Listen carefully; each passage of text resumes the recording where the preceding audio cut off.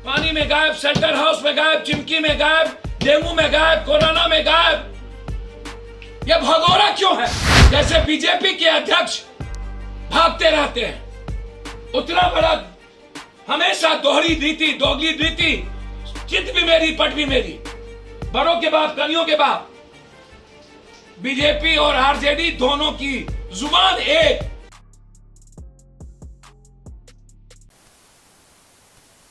नमस्कार, बिहार के digital media का जनक भारत लाइव देख रहे हैं आप। बिहार की सियासत को समझना बिल्कुल भी आसान नहीं है।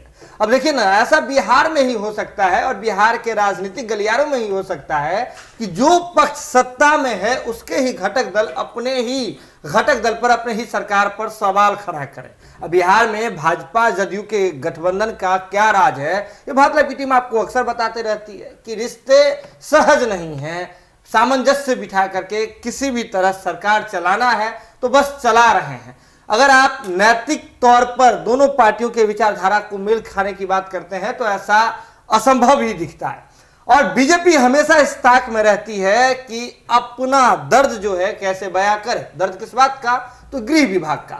आपको याद होगा कि बीते बिहार विधानसभा चुनाव 2020 के बाद 10 नवंबर को जो रिजल्ट आए थे, जिसके बाद सरकार की घोषणा हुई थी, बिहार सरकार का जो है गठन हुआ था, उस समय ही बीजेपी इस बार गृह विभाग को लेकर के उत्साहित था और चाह रहा था कि गृह विभाग नीतीश कुमार जी उनके चरणों में आकर के रख दे, लेकिन ऐसा कुछ नहीं हुआ। इसके बाद हमने ये भी देखा कि बिहार बीजेपी के प्रदेश अध्यक्ष संजय जायसवाल किस प्रकार से समय समय पर नीतीश कुमार जी के पुलिस, यानी कि बिहार सरकार के पुलिस, बिहार पुलिस और बिहार के प्रशासनिक व्यवस्था पर सवाल खड़ा करते रहते हैं। ऐसे में अगर देखें तो एक बार फिर से ऐसा मसला बना है, वो है जहरीली शराब को लेकर के।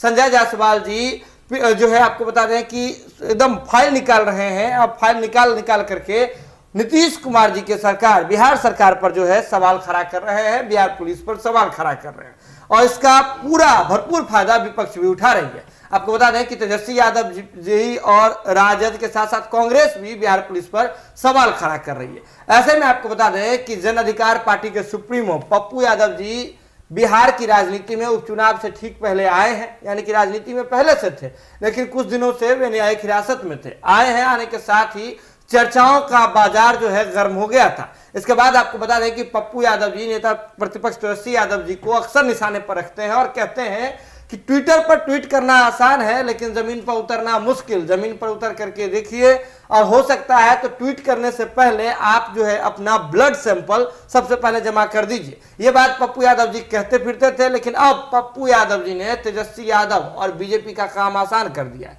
कैसे? तो नीतीश कुमार जी शराबबंदी, जिस शराबबंदी पर अपनी पीठ थपथपाते हैं, उसी शराबबंदी का पोल खोलते हुए जाप सुप्रीमो पप्पू यादव ने 65 लोगों की एक सूची जो है मीडिया के सामने रख दी है, जिसमें सबका नाम और पता है जो शराब तस्करी में जो है लिप्त है। आपको बता दें कि सूची जारी करने के वक्त भी पप्पू यादव जी तेजस्वी यादव पर जम करके बरसे हैं। उन्होंने कहा है कि इसमें सत्ता पक्ष से ज्यादा विपक्ष के लोगों का जो है हाथ है।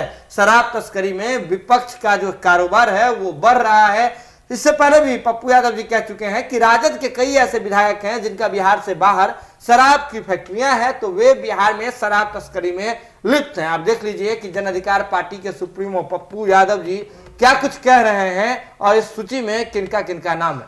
पानी में गायब, शेल्टर हाउस में गायब, चिमकी में गायब, डेंगू में गायब, कोरोना में गायब। ये भगोड़ा क्यों है?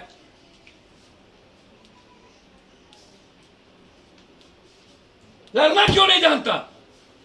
जैसे बीजेपी के अध्यक्ष भागते रहते हैं, उतना बड़ा हमेशा दोहरी नीति, दोगली नीति, चित भी मेरी पट भी मेरी, बड़ों के बाप कनियों के बाप। बीजेपी और आरजेडी दोनों की जुबान एक, बोलते रहेंगे एक ही भाषा, एक ही भाषा। जो जायसवाल बोलेंगे वो भी बोलेंगे और गायब हो जाएंगे। सत्ता पक्ष भी गायब, वोट मिल गई। जाति की अंगगणित पर इनको वोट मिलना है। इनको बिहार की जनता भाड़ में जाए, बिहार मरे हरे, चुनाव के बाद क्या लेना देना। इसीलिए चैलेंज है हमारा कि इन लोगों की चुनाव ही सत्ता के पैसे से, शराब के पैसे से होती है, बालू के पैसे से होती है। बालू माफिया और शराब माफिया इन लोग की पार्टी चलाती है। जो लोग शराब मरने वालों के साथ मिलने गए, मैं चैलेंज करता हूं जायसवाल जी से, विजय गुप्ता आपके साथ बेतिया का था कि नहीं? नहीं था तो हिम्मत है तो जायसवाल जी बता दे विजय गुप्ता शराब माफिया है कि नहीं? और उस दिन जब नौतन गए थे तो विजय गुप्ता था आपके साथ कि नहीं? और जो लोग अभी जा रहे हैं उनके साथ सारे माफिया, शराब वाले माफिया जाते हैं कि नहीं?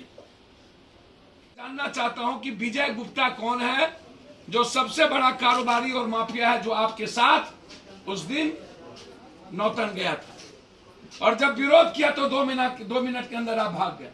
आपके गाड़ी में या तो आप उसके फॉर्च्यूनर में बैठे थे या तो विजय गुप्ता आपके फॉर्च्यूनर में बैठे। तीसरी चीज, हर शराब माफिया जिनका मैं अभी लिस्ट दे रहा हूं, इनका मोबाइल सर्विलांस पर लिया जाए और टेस्ट जांच कराई जाए कि जहां के ये है वहां के थाना प्रभारी से कितने बार इसकी बातचीत होती है, डीएसपी से कितने बार बातचीत होती है, वहां के एमएलए एमपी मंत्री संतरी से कितने बार बातचीत होती है। इसकी जांच मैं चाहता हूं। मैं मुख्यमंत्री जी से आग्रह करूंगा इसकी जांच होनी चाहिए और इन माफियाओं का टेलीफोन, जो पूरे परिवार का टेलीफोन है, उसको सर्विलांस पर लेना चाहिए। तीसरी चीज, विपक्ष के, सत्ता पक्ष के अध्यक्ष, बीजेपी के अध्यक्ष से मैं जानना चाहूंगा, आपने कहा कि शराब प्रशासन के नेतृत्व में बिक रहा है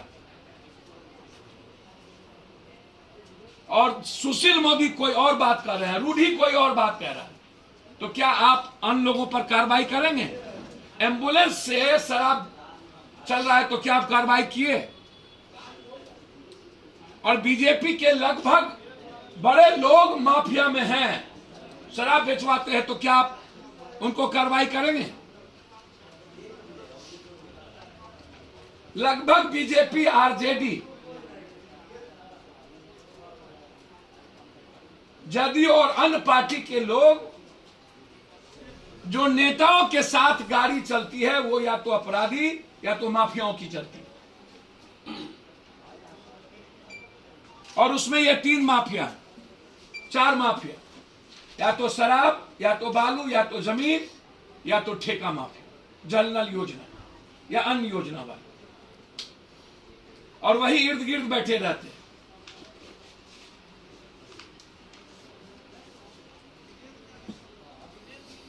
क्या बीजेपी निकट भविष्य में विधानसभा बुलाने जा रही है?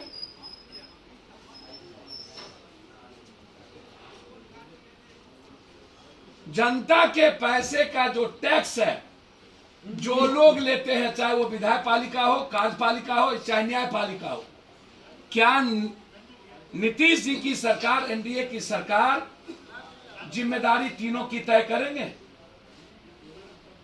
सबसे पहले जिम्मेदारी तय होनी चाहिए विधायक का पालिका की, तब कार्यपालिका की, तब न्यायपालिका, क्योंकि जनता के टैक्स से ही हम अपने बाल बच्चे को। अगर ये वीडियो पसंद आई और वह बिहार के राजनीति और बिहारियत से सरोकार रखेनी तो सब्सक्राइब बटन दबा के चैनल के सब्सक्राइब कर ली। ओजे एगो घंटी बा, ओकरा बटन दबा देला से कुल सटीक और मारक खबर रुआ मुफ्त में मिल जाई। अगर रुआ पत्रकारिता के हमनी के नया प्रयोग में सहयोग कर चाहतानी तो ज्वाइन बटन दबा दी। पेटीएम नंबर नोट कर ली 9386816700। धन्यवाद।